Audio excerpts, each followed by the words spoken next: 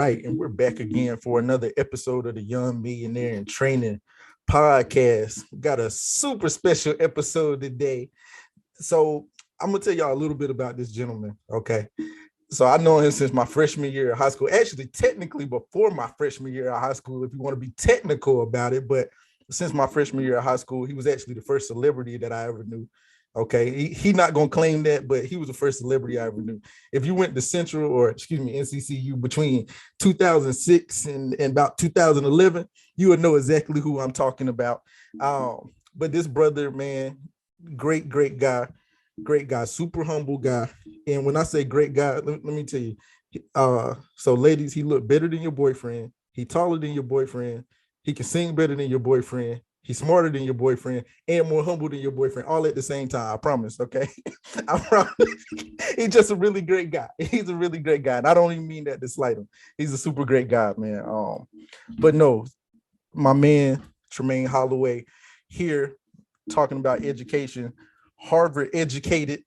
That's why I told y'all he's smarter than y'all boyfriend. Trust me on that. Okay. Harvard educated, principal in the Highline Public School District in Washington State, not DC, Washington State. My man, Trey Holloway, one of the few people that actually know Tall T. Warren on a very personal level.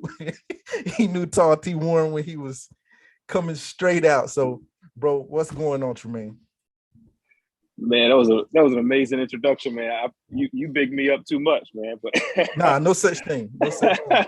Look, y'all gonna hear me reference him as a celebrity. I'm probably gonna drop a story or two, but all I'm gonna say is he the first person that I ever seen get treated like a all-out celebrity. I was trying to talking to him before we got started, and I told him, I was like, I don't even think he knew he was a celebrity. Like I literally used to see people run across campus just to like take a picture with him. And I'm like, did I miss something? I'm like, yo, what? Like, what's going on? He was like, bro, I don't know. Yeah, he was like, I don't know. Yeah, and I don't even mean like just women. I mean, I'm talking guys, women, like teachers, professors. Like I was like, yo, what's going on? I cannot, man. I'm just an ordinary guy, man. I'm just an ordinary guy with extraordinary plans. Hey, there you go. And I like that, man. So tell the people a little bit about yourself. I won't give them just my version. Tell us your version, man. I appreciate that, man. And again, I appreciate you having me on the show. Thank you for allowing me to be in the space with you. And Money Mike, aka Warren G. Yeah, you go back, man. Tall T, Warren, all the. But again, my name is Tremain Holloway. I have the privilege and honor of serving as a high school principal out in the Seattle area. I'm originally from Rocky Mount, North Carolina, 252, stand up. Mm-hmm. Amen. Born and raised there. My mother was an educator for 39 years. She actually taught me when I was in high school, which was a very interesting experience, to say the least. I can imagine. And absolutely. And my dad was a deacon in the church that I grew up in. My sister currently works on the elementary level right now. And my grandmother was a community organizer during the civil rights movement. So she worked with people like Jesse Jackson and Al Sharpton during those times. And so for me, I always knew that somehow, way, shape, or form, I would be helping other people or helping serve others. But for the longest time, I actually tried to run away from it. And the reason why I say that is because I had aspirations for being an NBA basketball player. Mm-hmm. I thought that being a professional athlete was going to be the end goal for me. But y'all remember that part where I said he was taller than your boyfriend too? But anyway, go ahead. My bad, brother. See, when I told y'all Tall T. Warren wanted to be in the NBA, but Tall T. Warren is 5'7". That is not the situation with Tremain. Tremain is NBA size, okay? But anyway, proceed, brother. Absolutely, man. You know, I had those dreams. I definitely had those aspirations, man. But I don't know if you know this, but you know, my senior year in high school, I actually broke my leg. Mm-hmm. And so because I broke my leg, a lot of the college coaches, they stopped calling me. They stopped sending me letters. I had a lot of letters from Division I colleges Mm-hmm. and schools and universities. But one school actually still continued to look out. And again, like I said before, my mom was an educator. And so she always kind of pressed that United Negro College Fund motto in my head. A mind is a terrible thing to waste, but an amazing thing to invest in. And so I always had relatively good grades. Because she stayed on me and she also was at the school that I was at. And so that was actually beneficial and helpful for me because she encouraged me to apply for a lot of schools and a lot of academic scholarships. So I ended up getting what's called, I don't even know if it exists anymore, but it was a scholarship at the time, was called North Carolina Teaching Fellows Grant. And essentially what that scholarship entailed was that I had to go to school, major in education, more specifically a subject area in education, and I majored in mathematics. And once I graduated, I had to teach for at least 4 years in North Carolina to repay it back. And so that's how I made it to North Carolina Central University on a full ride. And I still got a chance to play basketball as well. I had a partial scholarship there. That's where Warren G and I became really great friends. Yeah, absolutely. Absolutely, bro. And that's dope. So as he gave y'all a little bit of that background, I know some of y'all are probably wondering, I do a lot of entrepreneurs, business owners, those kind of things. And so I know you like, why in the world you got a high school principal? And not that anything wrong with a high school principal, but it is very different from the average type of guest that I have up here. But Tremain is no average high school principal, and his path was by no means average through it. And when you're talking about, you probably can talk to this better than I can, and I'm actually going to let you talk to it a little bit better than I can. If somebody held a gun to my head and told me to name 5 Black men that attended a HBCU and Harvard and majored in education, I know I couldn't do it. I know I couldn't do it.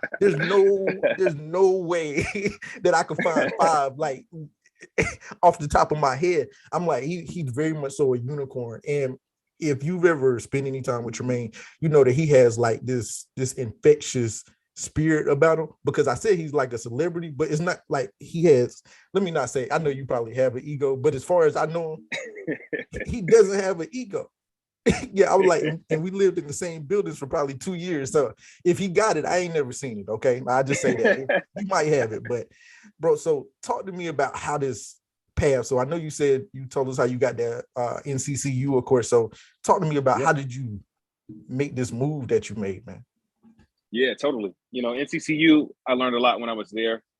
Definitely galvanized a lot of close and great relationships. You know, was able to develop a lot of mentors as well while I was there. And I have to give a huge shout out to Dr. Karen Keaton Jackson in the communications and English department, and also Dr. Ontario Wooden. Yeah. They were the two forces that really pushed me to think about some of the things that I wanted to do in the future, and more specifically by going off to an Ivy League school. And it's a funny story I got to tell you. Yeah. You know, at my 4th year, I was teaching. I actually was in this mindset of like, I'll finish teaching and then I'll just go off and do whatever I want to do. But my Dr. Wooden, man, he really was the one who introduced me to this concept of positive peer pressure. And the way he did that was by telling me that, you know, Tremain, I think you can really do an amazing job as a school leader. You need to go off to graduate school and get your credentials so you can become a school leader or a school administrator. I'll write you a recommendation, but I'm only going to write it for one school. And that school is Harvard University. And so had it not been for him really telling me that, or really seeing something in me that I didn't see in myself during that time, I probably wouldn't be able to tell you that I am a Harvard graduate. And so I went off to graduate school, graduated in 2016. I was able to get my master's degree in school administration, school development, and principal licensure. And from there, man, I just decided to follow my curiosity with the hopes that it would lead me to my passion. So I'd always been curious about the Pacific Northwest, always wondered what it would be like to explore this particular area and terrain. And so in 2016, man, I just followed my life mantra: by following your curiosity, it leads you to your passion. And that's really the reason why I ended up in Seattle. I had never been here before, didn't have any family or friends or any connections per se out here. Just had an amazing opportunity to try something different, to try something new. And fortunately enough, I had my wife, who was actually really pivotal in making sure that I chased my dreams. So really grateful for her as well in this process. No, that's dope. So just to kind of run that home, and I'm not going to speak for Tremain, but I grew up about an hour from Tremain. I don't even know if it was a full hour, because I grew up in the 252 as well. And the type of environments that we grew up in you don't do things like move across the country with no family. Like you just don't, like unless you're in the military, you're not, Right. there's no reason for you to be moving across the country without it. So when I'm talking about him being a unicorn on so many different levels, he's always stood out. And one of the things I was talking to him about earlier and that I admire so much about him, I knew he had the hoop dreams. And, of course, I remember him from college and some of that. And, I remember that you were in teaching fellows. But the fact that you always felt the need to do more and be different and maintain those things.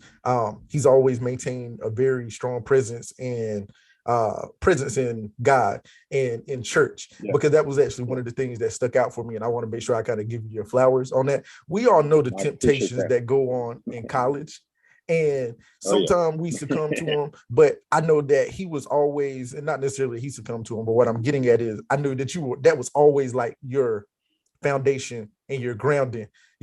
People, because I can see Tremain right now, because he do this little move like this sometimes, and he do it like, hey, so chill. He was like, hey, people offering him alcohol. He was like, nah, I got a class in the morning, bro. Like, nah, I'm good. Like, and that was always him. He always stayed true to himself. And so, I think you said Dr. Wooten was talking about him being able to be a good leadership and positive peer pressure, and that's some of those things that I know he saw in you, because I saw him in you even young. I didn't necessarily understand it at the time when we were going through, but me looking back and thinking of who you were there, it was like, okay, yeah, like this guy has a really presence to him. So I definitely wanted to give you your flowers and make sure I'm pointing out, bro, you do a lot of great things in the community. You're a really inspiration for all of us, myself included.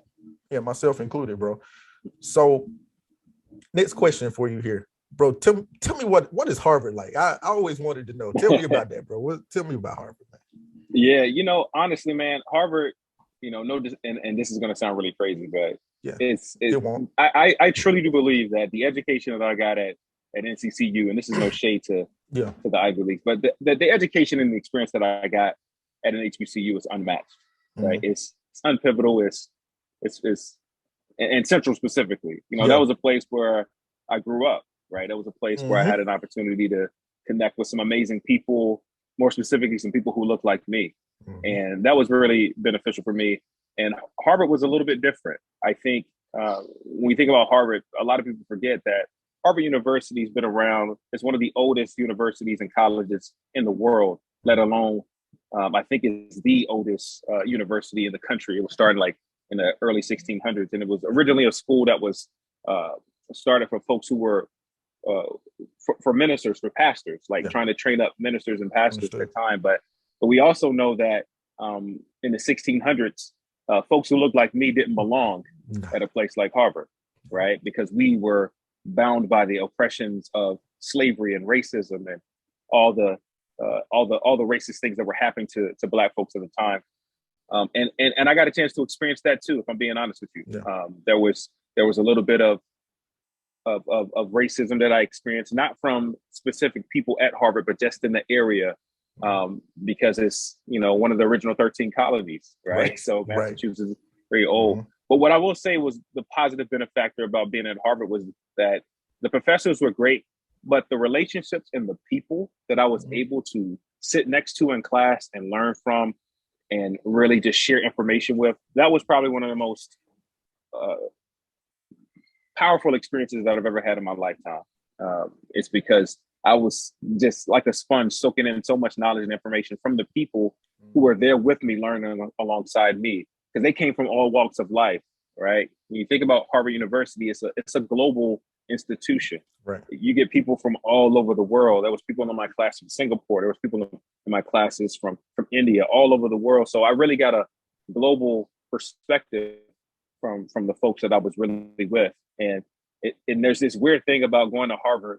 It actually took me to about 2 years up until the pandemic for me to actually start telling people that I was a Harvard graduate, right? Because just like you did it today, and it's nothing against you, Warren, but you did it today, right? Like you already set the tone when you said Harvard University. People automatically assume that I'm like this massively intelligent, massively smart individual, and I do believe that I'm talented and yeah, gifted. because I was like, but they're not wrong though.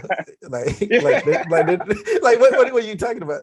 Hey, no, because I'm gonna let you finish. The reason I'm even interrupting, in case y'all forgot, even when we were at Central, he majored in mathematics. Like it's like, bro, like it's not like he wasn't like, so I mean, totally.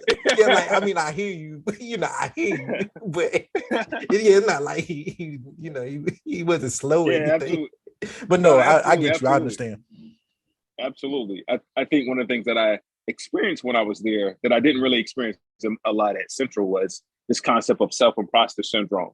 Like this concept that you didn't really feel like you belonged in this area, right? You when you're in classes with people who come from backgrounds of privilege or come from backgrounds where they have more money than you or have more wealth and finances, and we all know that money really just provides opportunity for people, right? And I didn't have that. I didn't have an extensive amount of money at the time, and so I was in places where people were, taking the summer trips, right, to Italy, to Greece, and I didn't have an opportunity to do that. Still haven't had the opportunity to do that, but I will soon. I know that for sure. And so that experience was definitely eye-opening. And I think one of the great things about being at Harvard was I was able to take that away and say, I'm graduating, I'm leaving here. I have plans to go back eventually one day for a PhD, but this time it will be for me. The time that I went to go get my master's degree was for every kid that looked like me, that thought that going to an Ivy League school was an unattainable dream. And I wanted to make sure that when I'm talking to brothers who look like me, that, hey, they could do it too. So brothers that come from the 252, brothers that come from the rural areas of the country, of the US, there's opportunities for them and they can grow it and have these opportunities just like I did. So that was my main reason for really going to Harvard University. Understand. Hey, well, I'll tell you at work, because I ain't even gonna lie, you had me thinking about it for a second. I was like, I wonder, can I get into Harvard? I was like, bro, I bet I can. Y'all was like, man, my man went to Harvard. I was like, nah, that's his path. I'm gonna leave that alone. I thought about it for a second, so it's working. Okay, I'll let you know you are motivating people, bro. Because I thought about it. I was like, I wonder, can I get in? I was like, bro, you don't even want to go to Harvard. What are you talking about? You only want to go because you seen him go. Bro, so actually speaking, kind of jumping back to college a little bit, NCCU college. So, bro, tell me, and I know it's going to sound like a crazy question, and I'm being super serious when I ask this. What was like your Tremain Holloway experience like? Because I'm being funny calling him a celebrity, but like, I know that was something that was like totally unexpected for you. Like, he's a great guy, don't get me wrong, super friendly and personable, but like, bro, after you became Mr. Freshman, it was just like like, and I used to see it, and like, and it wasn't anything he was trying to do. Like I said, I mean, we arrived on campus on the same day. Like, I know where he started. Summertime. Right. Like, he had you didn't have any like aspirations to do it. Well, let me not say aspirations, because you may have had those aspirations, but like, you weren't doing anything other than being Tremain. So like, what was that like? Did you like, at any point, did you ever feel any like pressure, or like, how did that go for you? Because I've always been curious.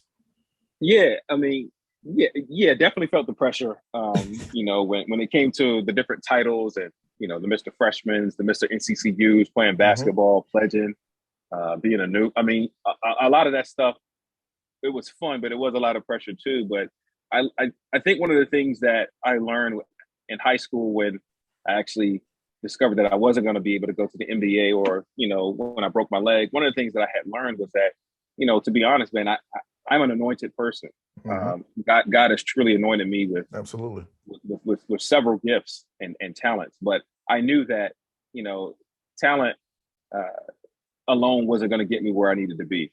And my coach, I had a coach in high school who used to always say, and it's very cliche, but it's true. He used to always say, effort beats talent any day. And so when I learned that, I'm super talented in these areas, super talented and smart, and intellectual, but I knew that wasn't only going to take me but so far. We know right now there's individuals who literally probably could beat some of the players that are in the NBA right now because Mhm. they're super talented, but they're not there. Right. Right? They're in the G League or they're in, Mhm. they're on the streets or whatnot. And so I think I learned at a very early age, which was helpful for me, is that I had to put in the effort. And so that's why I think that was that experience for me, like Yeah. knowing that I had the talent, but also I had to put in the effort. So no, I couldn't be going to the club, you know, Mhm. getting home at 4 a.m. knowing that I had a game the next day, or I couldn't be Yeah. out all night or eating the wrong things or consuming alcohol and any other, type of substances, knowing that, I needed I needed my brain to be able to function to go to class the next day. Right. And so I think really it just registered early. Did I have my fun in college? Yeah. Absolutely. I had an opportunity to, you know, I feel like I lived the all around college experience, right? Most Absolutely. people don't get to do what I did, being in the fraternity, um, playing collegiate basketball, also like being like homecoming king, like that's a Yeah. big deal at HBCU. But those things really, didn't really mean that much to me. I think the thing that was most important was knowing that I was going to make my mom proud, or Right. I was going to That's make my dope. family, my dad proud. I wanted to make my grandmothers proud because I really knew at an early age that one, I was anointed, and also that this was an opportunity that my ancestors didn't have a chance Mhm. to have, Absolutely. right? So literally living out the dreams that my ancestors prayed for, and I took that very seriously. So I think that was really why I moved the way that I moved, Yeah. and that was the Tremain Holloway experience, I guess you could say. Yeah, he was like, whatever that is, I don't know. And he was just being himself. Like, I'm not even being funny. If you were there during that time, y'all would know who it is. Tremaine's the one person where I can talk to anybody that I went to college with right now, and I'll be like, "You remember Tremaine?" They'll be like, "Yeah," and everybody has a story about Tremaine. Like everybody has a story about Tremaine. Hopefully, Like, a good one. yeah, honestly, they have all been good stories. I haven't heard anything bad. That's not even me capping. That's serious. I haven't heard anything bad. Um, on that. No, because I always wondered it because I obviously got I don't want to say up front seat, but I had a pretty close Mhm. seat to watching the matriculation of it as it happened, and it was just like, wow, yeah, because it was like, wow, you know. I was joking with him that he knew Tall T Warren, and this was now he Harvard graduate, but this used to be Tall T Tremaine because I told him between us and our crew from freshman year, we probably had like a mile worth of t-shirts. just We could have just laid them out. And we could have covered half the campus with just our Literally, t-shirts. bro. Literally. Yeah. Nah, so it's been great. And that's why I said, bro, it's been so super great watching your path, or watching your growth and your path, and seeing you become a husband and a father, because y'all know that's one of those things Yeah. that's super big to me, like being a Yeah. husband and a father, because I always find that to be our most important job, because everybody wants to change the world, and I was like, a lot of us have created a person that you can literally mold to change the world. And so if it's something Absolutely. that you're serious about doing, you do that. So that's always Absolutely. super, super, super serious for me, man. So I definitely Yeah. appreciate that. So the other thing that I kind of wanted to ask with you, Tremaine, because I talked about the impact side of it, because you referenced, wanting to play in the NBA when you were young. Mhm. And, I said part of the reason I asked you here is because I wanted to show the example, or give the example of someone who is operating in, I'm going to say, your path. You may know your Yeah. path a Yeah. little bit better than me, or if it's your purpose and path, but it's at least his path for right now. Let me say that. And he's operating in it and doing it to the full extent. And so, because a lot of people want to be entrepreneurs, or they want to do things that they think are shiny, and they stray away from things like education sometimes because they think that they just have to Yeah. be a teacher. So, can you talk to me kind of about like the administrative side of education? Yeah. Absolutely. I think at heart, I'm a lifelong educator, right? Mm, So, like I mentioned before, I taught high school math for 4 years in Durham Public Schools. mm, Really enjoyed that. Really did not want to leave the classroom. But just being honest with you, one of the reasons why I left the classroom was from a financial perspective. I right. knew that teaching wasn't going to afford me the lifestyle that I wanted to live. Mhm. And Warren, you joked about it earlier, right? Like tall tees, we've come a long ways from tall tees and shorts. Yeah, Now absolutely. now Absolutely. we're in suits and ties and Right. hats, and so I knew Right. that wasn't going to really afford me the lifestyle that I wanted, and I knew eventually I wanted to be become a father, become a husband. And because of that, as a male, and not putting gender roles on it, but at that time and still now, I believe that as a male, I'm made to provide for my family. And I just didn't think that the educational route was going to do that for me. And so I knew that I was going to have to make some sort of transition and move. But I also wanted to stay as an educator. And so the best way to do that was to become a person who educated the folks who were educating our young folks, or educating the ones who were in the classroom, really kind of shaping and molding their philosophies and mindsets. And I knew I also wanted to make a macro impact on the educational world in itself. And the only way we can really do that is by climbing the ladder, is by becoming the principals, becoming the superintendents in the big school districts, becoming the chancellors in New York City public schools, right? So I knew eventually that was going to be the route that I decided to go to. And I still have goals and dreams of becoming a superintendent now, or being a secretary of education, because I know that makes a huge impact on the lives of our young folks, of our students. And with that, comes a little bit of more financial stability as well. Yeah, absolutely. So definitely grateful for the two worlds kind of colliding for me. Nice. Being able to provide for my family and also still be in the educational field. Is the work hard?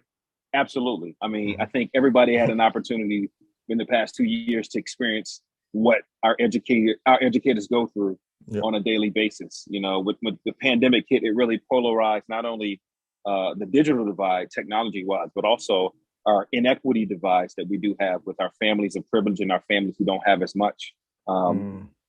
So it was very polarizing to be able to see that, because a lot of our families, our parents, they got a firsthand experience on, okay, this is what a teacher deals with every day. Like, they're dealing with my kid, and I know I can't really deal with my kid for 6 hours. So right.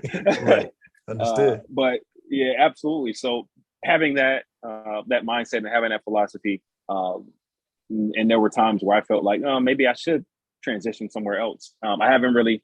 I still have that same mindset to stay in education and still follow the journey that I'm on. But I think the educational world in itself is what our society needs. And it also is the one thing that we have yet to discover and figure out how to 10X, or how to transition and change.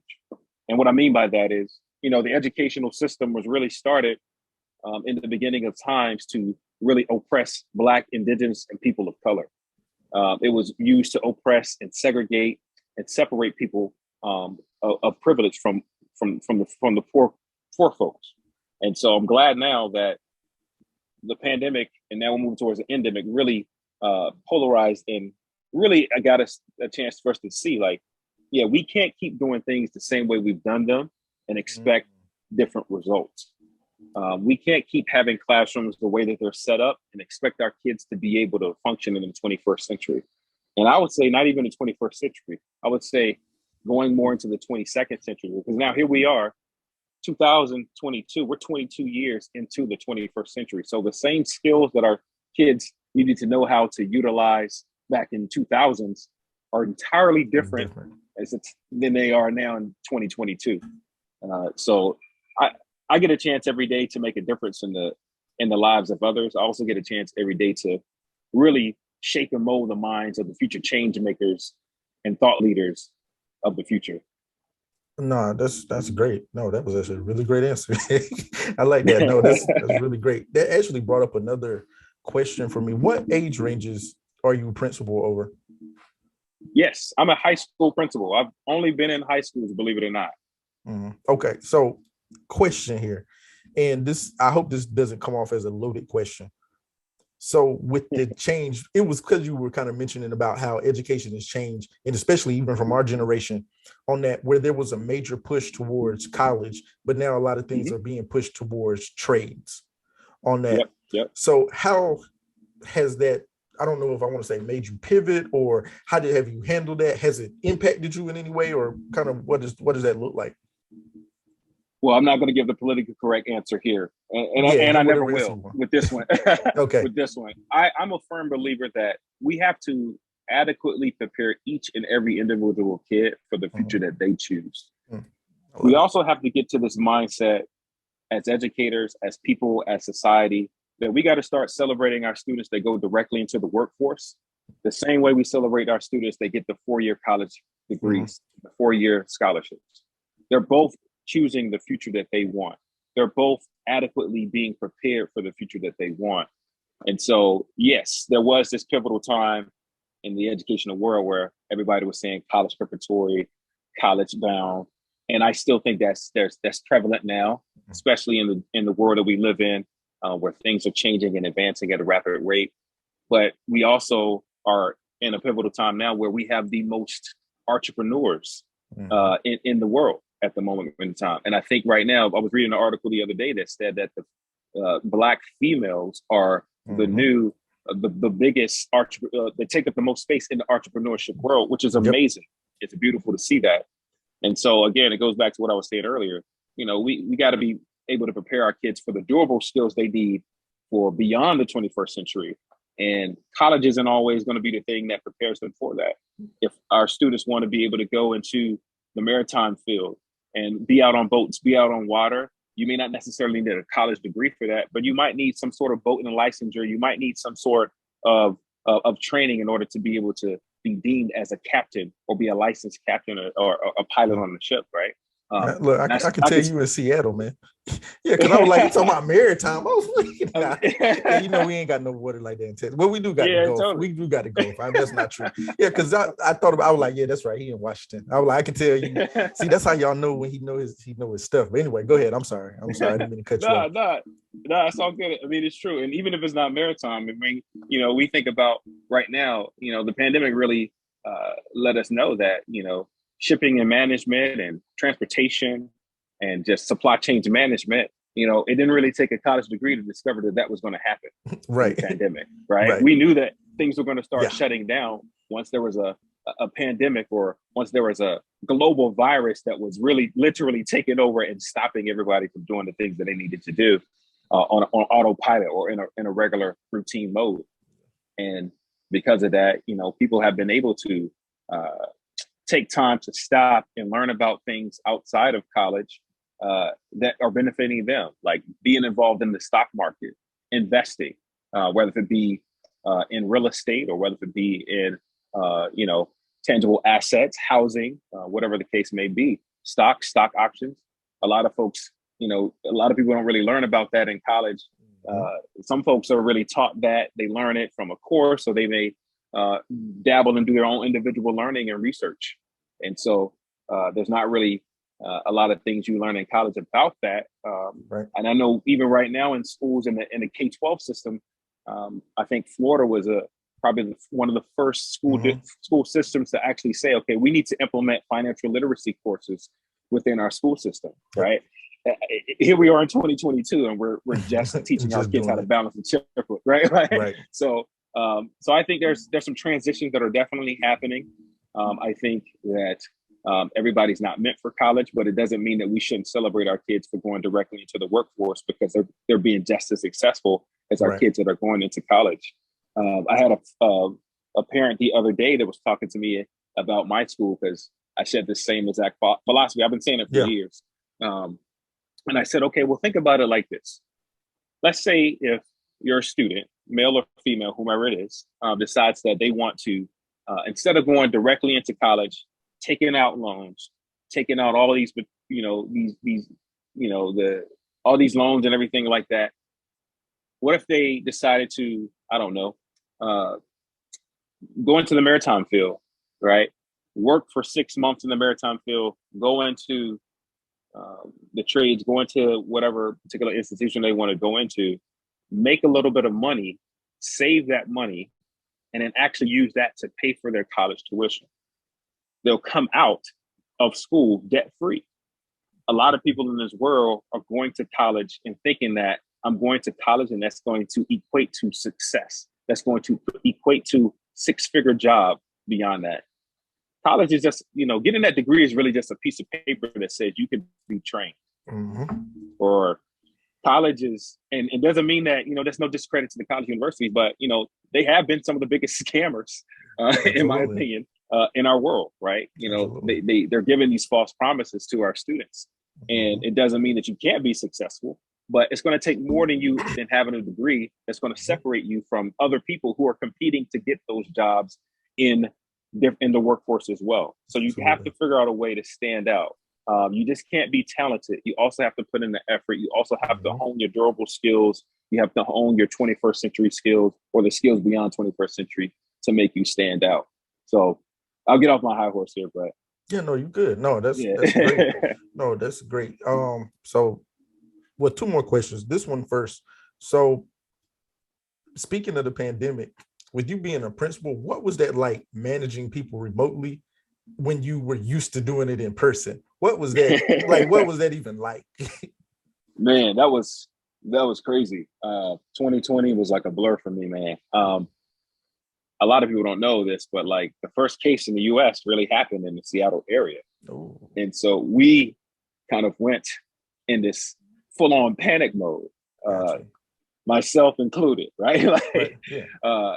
But managing people, virtually was a little bit more challenging because it was something that we've never done before, right? Like the simple being able to just talk to somebody one-on-one by going to a teacher's classroom, having that one-on-one conversation had to become a Zoom meeting or a Microsoft Teams meeting. You had to actually schedule that. So we developed this different skill set. We became technology savvy throughout the pandemic to another level, right? The interpersonal skills were really challenging too, right? Being on a Zoom or being being virtual isn't always as personal as we wanted to be, but we were forced to do that. And sometimes, I would say our teachers really felt like it was a daunting period of time for them because, kids would not want to put their screens on. And so literally all day they're teaching the black screens. And I know every student and every kid was going through some sort of, they were going through the pandemic as well. So they were trying to adjust and adapt also. So a lot of social emotional behaviors were coming out. A lot of parents were having a lot of struggles. And so kids may not necessarily want to show their face on the screen because they might be embarrassed about what's happening behind them or what's happening in their household. People forget, man, that schools really are safe havens for some of our students, right? Maslow's hierarchy of need, man, just feeling safe, right. Having food. Schools provided that for tons of our kids, especially, kids who might be on free and reduced lunch or kids who are experiencing abatement or homeless. And so our teachers our staff, they had to endure that as well. Like being able to manage when kids are not showing up for their Zoom link and really thinking about, okay, what's happening? How can we find this kid? And so it became really hard. It became really daunting. And I learned a lot. I learned how to have a lot of grace for our teachers. I learned how to have a lot of grace for our families as well. The management piece obviously was challenging, but it made me really start practicing gratitude to be in a position that I am, right? To be in a position of privilege, right? Because I was able to, my wife, she stays at home. So my wife was able to help support our kids, and not every family had that. Not every teacher had that. Right. Our teachers have families too. So I learned a lot of grace during that time, and eternally grateful for the grace that was given to me as well as a leader. Right. And so, Tremain, so segueing off, you kind of mentioning that schools were safe havens for a lot of kids. We all know all the stuff that's been in the news. Like I said, Uvalde is about an hour and 15 minutes away from me or so. So it's been a super hot button topic as far as school safety there. So from an administrative standpoint, what does that kind of look like? Like, what are the changes? Are there changes? What's kind of your opinion on it, or your professional opinion? It's tough, and my prayers and blessings to those families who are impacted by Uvalde. It's unfortunate that it happened especially at an elementary school. Unfortunately, that could happen. That could happen anywhere, and I'm not wishing that on anybody. And I just pray that those families are okay. And that's been a hot topic in education now for the past couple of months. School safety, having security officers, having police there. I think for me, unfortunately, as the principal, as a school leader, everything, no matter what happens, it's your fault, right? Because you're the one that's in charge. one of the great things about being a school leader or being a principal specifically is organically you get praise for things when things are going well at your school, even if you're not the one that's actually making the great things happen, but because you're in charge, you get the praise. And then on the contrary, you also get criticized when things are not going great. So I know I can't speak for the principals who have been impacted by gun violence, who have been impacted by mass shootings, but I know that their hearts are heavy. And, ultimately schools are supposed to be a place of safe haven. I'm not a proponent for, gun control or anything like that, but I do believe, I work in a high school and I think we're dealing with young adults here. And so we have to be mindful. We have to be cognitive whom we're dealing with and the students that we do have. But we also have to be very careful that it could be a fine line if we start talking about having policemen patrolling the schools, the campuses, metal detectors, that it could start looking like jails. These could start looking like prisons. And we know that our educational community is supposed to be a place of healing. It's supposed to be a place of learning. And if we start creating this image that this is not a place of learning, this is a place where we're focusing on safety, walking a straight line, keep your hands in the pocket, getting searched. We're creating jails for our kids. And that's not the place. And we all know that jails were created, to make people go mentally insane, to make people really feel as if they don't matter and they don't exist. More specifically, folks of color, right? And unfortunately, that's why there's over 1.2 million Black folks in jail right now. But I think in terms of school safety, obviously that's at the core, that's at the forefront of every decision that I make is in the interest of our students. And if we keep that at the forefront, that's we have to keep going and to keep striving to make sure that our kids are safe, whether they're doing whatever exercises, doing whatever drills we need to do, making sure that, not only just from a school safety, gun control and mass shooting, but we also got to think about, there was not too long ago, there was buildings that were catching on fire in California. Schools were impacted by that as well. So having those safety measures in place, 911 is important for a reason. It's for emergencies. So we need to be able to have access to our law enforcement people, our emergency enforcement people as soon as possible we can. But it doesn't mean that they need to be specifically in the building paroling, dog sniffing all day to day, because that just gives a different notion of what that learning environment really is. No, that's great, because I thought it was good for people to get a professional opinion, because everybody got an opinion. Everybody got an opinion, but I think it's really important for people to hear the opinion of one of the people that actually has to make the decisions on how that. And you actually did a really good job kind of breaking down your thought processes on that. Even with the, it's been thrown around before, the whole school to prison pipeline, that kind of thing. And kind of to your point, those things could just cause that to be a catalyst towards looking even more that way. So I think that was great that you kind of pointed that out.